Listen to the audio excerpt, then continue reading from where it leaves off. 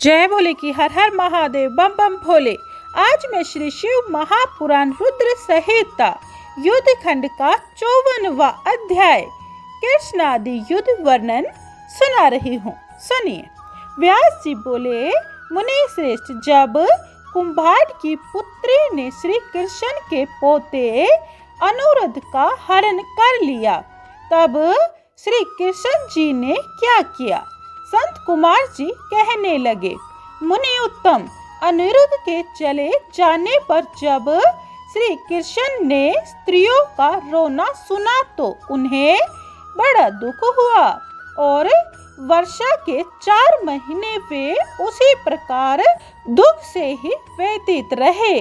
पश्चात नारद जी से अपने पौत्र के बंध जाने का समाचार सुनकर सब यादवों को साथ ले गरुड़ पर बैठे वे शोणितपुर पहुँचे। प्रद्युम्न, युयुधान, सांब, शारण्य, नंद, उपनंद, बलभद्र और कृष्ण के सभी अनुवर्ती उनके साथ थे। इस प्रकार 12 अश्वारोहिणी सेना सहित श्री कृष्ण ने जाकर बानासुर की उस नगरी को घेर लिया।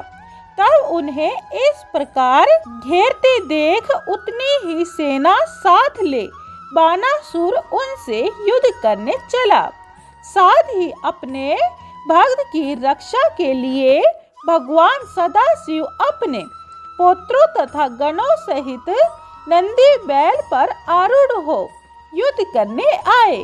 रुद्र और कृष्ण आदि का अद्भुत रोमहर्ष युद्ध हुआ। कृष्ण का शिवजी से, प्रद्युम्न का कुंभार से, कूप का कर्ण से, बाण पुत्र का सांब से, बाण का सातकी से और गरुड़ का कंद से युद्ध हुआ। इस प्रकार सारे यदुवंशियों का बानासुर के साथ पृथक पृथक और सम्मिलित भयानक संग्राम हुआ। स्वयं शिवजी क्रोध कर बड़ा गंभीर शब्द करते हुए युद्ध कर रहे थे। ब्रह्मशस्त्र से ब्रह्मशस्त्र तथा अन्य शस्त्रों से शस्त्र लड़ रहे थे। भयानक मारकाट मची। इसमें श्री कृष्ण की सेना नष्ट हो रही थी। यह देख श्री कृष्ण जी ने करुण संबंधी अपने शीतलाख्य जोर वाले अस्त्र को छोड़ शिवजी पर चलाया। तब उसे आता देख महादेव ने अपना ज्वर छोड़ा। दोनों परस्पर युद्ध करने लगे। शिवजी के ज्वर से विष्णु ज्वर परास्त हो शिवजी की स्तुति करने लगा। शिवजी ने उसे छोड़ दिया। यह देख श्री कृष्ण जी विस्मित हो बड़े भयभीत हुए। सब ने मिलकर शिवजी की स्तुति की। श्री कृष्ण जी ने कहा, मैं आपकी आज्ञा से अभिमानी बानासुर की भुजाओं को काटने आया हूँ। आप संग्राम से लौट जाइए। आप मुझे आज्ञा दीजिए कि मैं बानासुर को मारूं। श्री कृष्ण जी का यह वचन सुनकर शिवजी ने कहा, सत्य है, मैंने बानासुर को शाप दिया, आप इसे मारिए, परंतु मैं भक्तों के अधीन हूँ, इसीलिए पहले आप मुझे जिम्भरण अस्त्र से जिम्भरण कीजिए, फिर अपना कार्य कर सुखी होइए। श्री कृष्ण ने शिवजी पर अपने घोर बाण बरसाकर उन्हें जिम्भरण किया।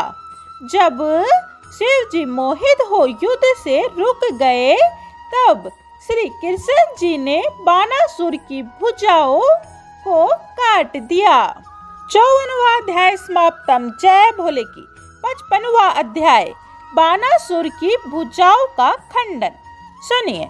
व्यास जी ने संत कुमार जी से पूछा कि हे मुनीश्वर, इसके पश्चात क्या हुआ? संत कुमार जी कहने लगे, जब पुत्रों और गणों सहित शिवजी संग्राम भूमि में सो गए, तब दैत्यराज बानासुर श्री कृष्ण जी से युद्ध करने आया। वह घोड़े पर बैठे उन से भयानक युद्ध करने लगा। अब शिव जी का बल पाकर श्री कृष्ण जी बानासुर को तृण के समान जानकर अपना सांग धनुष उठाकर घोर बाण बरसाने लगे, परंतु बानासुर भी उनके बाणों को अपने पास न आने देता और बीच में ही काट डालता। उसने अपने चारों ओर के शत्रुओं को मार काट कर संहार कर दिया।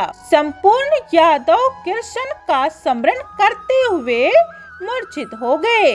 यह देख द्वारिकाधीश परम क्रोध हो गर्जन करने लगे। फिर शिव जी को स्मरण कर अपने प्रचंड बाण चला उनके रथ घोड़े और धनुष आदि को मार काट कर पृथ्वी पर गिरा दिया।